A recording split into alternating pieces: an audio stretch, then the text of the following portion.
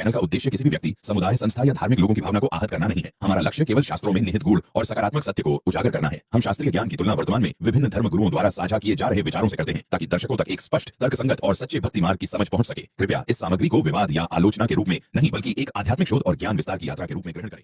दर्शकों नमस्कार, मेरे इस मंच पर आप सभी का स्वागत है। जब से संत रामपाल जी महाराज जी जेल से बाहर आए हैं, मानो इन पाखंडियों की, नकलियों की सांसें अटक गई हों।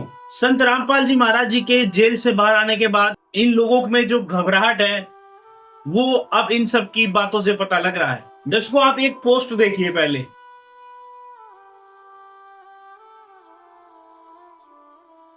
ये पोस्ट है महान समाज नाशक उस दयानंद के एक चेले की, और ये किस प्रकार इस पोस्ट के माध्यम से जहर उगलने का काम कर रहा है। दर्शकों, ये वही नीच व्यक्ति हैं जिन्होंने सन 2006 के अंदर हमारे सभी समाज के लोगों को संत रामपाल जी के प्रति भ्रमित किया, और न सिर्फ भ्रमित किया, लोगों को बहकाकर सतलोक आश्रम पर आक्रमण भी करवाया।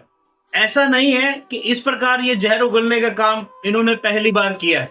ये दयानंद के चेले लगातार संत रामपाल जी महाराज जी के प्रति जहर उगलने का काम करते हैं। के बाद ये रामपाल दास हाथ नहीं आएगा, इसलिए हमारी कोई जिम्मेदारी नहीं। उन्होंने उनको टारगेट किया, उस किसान कौम को टारगेट किया जो किसान कौम बोलना जानती, जो हिम्मत जुटाना जानती है। मैं चैलेंज करता हूँ रामपाल दास। कुछ मुझे याद है, वो जो पूछ रहे थे कि धीरनवास में रहने वाले सन्यासी कहाँ हैं। हम तो डंके की चोट पर पब्लिक में रहते हैं और छाती खोल करके रहते हैं, जिसकी माँ ने दूध पिया करके देख लेंगे।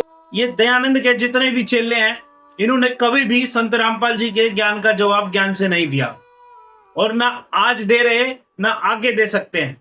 इसलिए ये जनता को भ्रमित करते हैं, समाज को भ्रमित करते हैं संत रामपाल जी महाराज जी के प्रति। मगर दयानंद के इन चेलों को मैं कहना चाहता हूँ कि ये सन 2006 का दौर नहीं है, ये 2026 चल रहा है। तुमने जो गलतियां पहले कर ली हैं, अब वो गलतियां मत करना।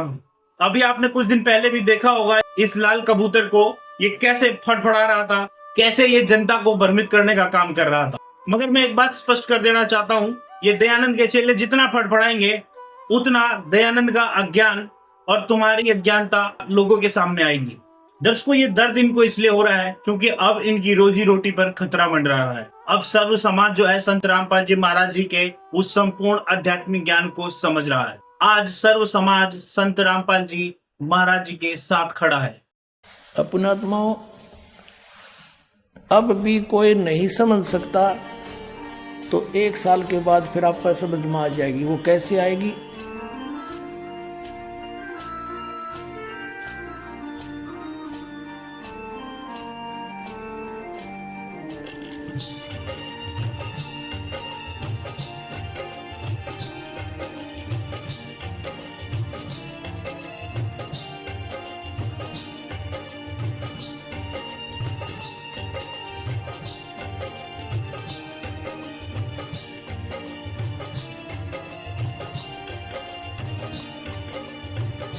इसलिए इनके पेट में दर्द हो रहा है।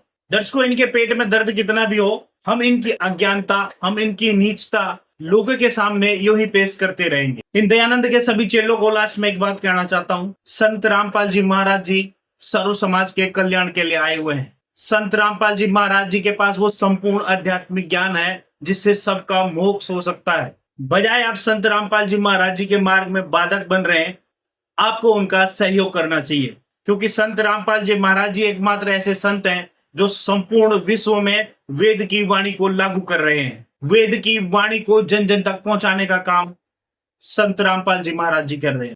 दर्शकों, इस वीडियो में बस इतना ही। फिर मुलाकात होगी